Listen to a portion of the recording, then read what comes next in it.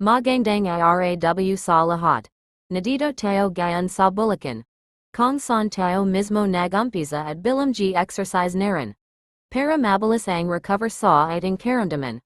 Kaya Simon tala ko ang paglakad-lakad at pag-video. Web din mga idol, may gumamit tayo ng ibang apps para makapagsalita, pero iba talaga sa totoo boses natin ito. Pasensya na kayo, ganito magsalita kasi mayroon tayong karamdaman na pinapagaling pa natin. Bahala na kayo makinig, basta ito ang paglalakad natin. Kaya para sa lahat, pasensya na lang kayo kung ganito ang boses natin. At least nagsusumikap din ako na maayos yung ating salitaan dahil sa ating trabaho.